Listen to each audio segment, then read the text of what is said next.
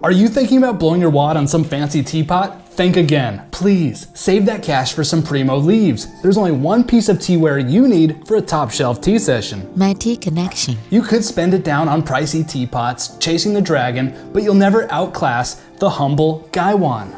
It's so simple, elegant in its absolute utter simplicity. The gaiwan is the fundamental piece of teaware that every tea aficionado needs to have. A simple gaiwan is inexpensive and provides maximum control over all brewing parameters. Plus, it puts your fine leaves on full display. Now who'd want to hide that in a teapot? My name is Lauren Shaw and I live here in southern China. I make these videos because almost everything you've been told about tea is wrong.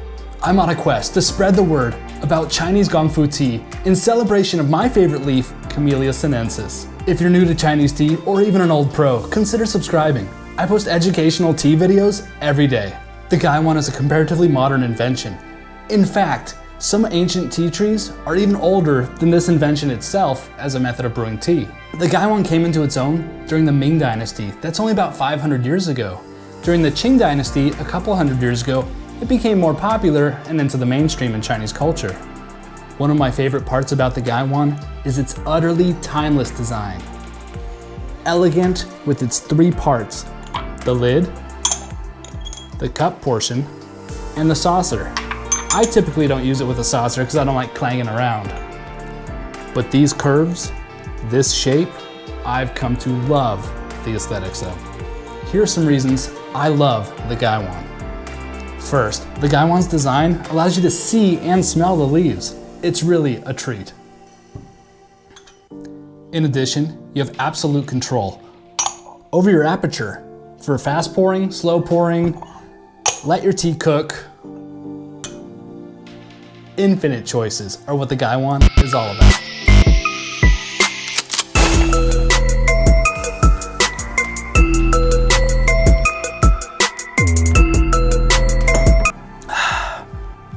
Bricks, cakes, or loose leaves or buds, your gaiwan is hungry for anything.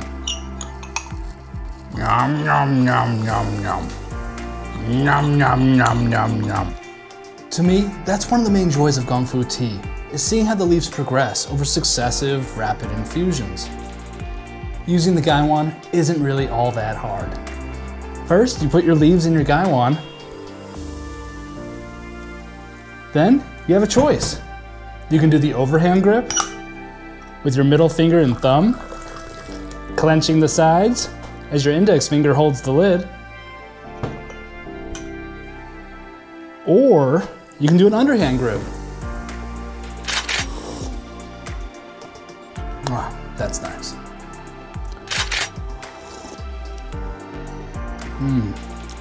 Succulent.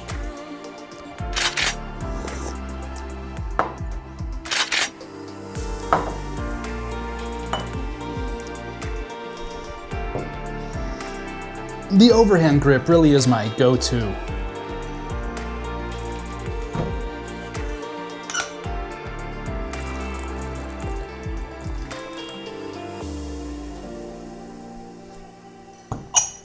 It's a lot of fun.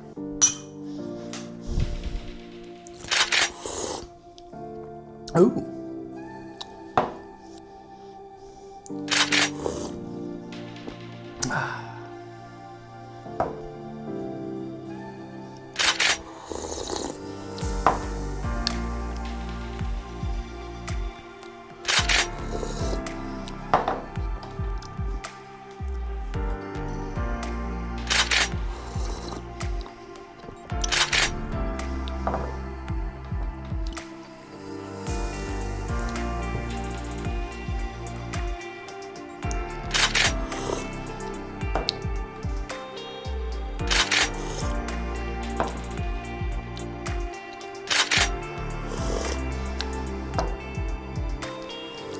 If my Chinese in-laws are visiting, I'll switch to the underhand grip to prove I'm not a savage.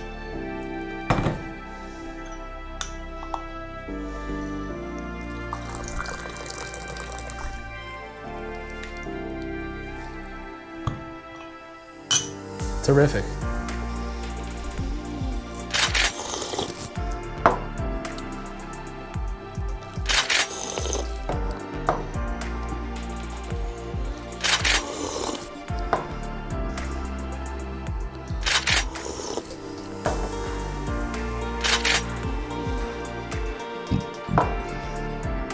Using a gaiwan really is as simple as taking your favorite leaves, or in this case buds, like this Baihao Yinjin, putting them in your gaiwan, and then using water.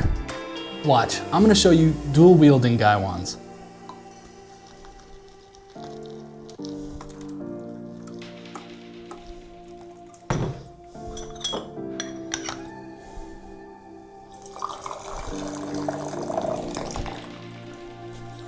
Oh look, I even cleaned my table. Now gaiwans can be made out of several different materials, from clay to glass if you're a psychopath. But typically you'd want a porcelain gaiwan. Get yourself a good porcelain gaiwan. Around 100 milliliters is gonna be the right way to get going. Porcelain has desirable properties. A, it's not going to impact the flavor of your tea, and B, it has decent heat retention characteristics, so it's not gonna immediately heat up so you'll burn your hands. Now that I'm on the topic of burns, they are a factor when using the gaiwan. It's gonna take experience and practice, but accept that you will get some minor burns along the way. And that's all part of the fun. There you have it. There's no need to overthink teaware. Get yourself a simple porcelain gaiwan, they're inexpensive, and have at it. Spend the rest of that money on quality leaves. Let me know in the comments, have you been suffering from teaware anxiety?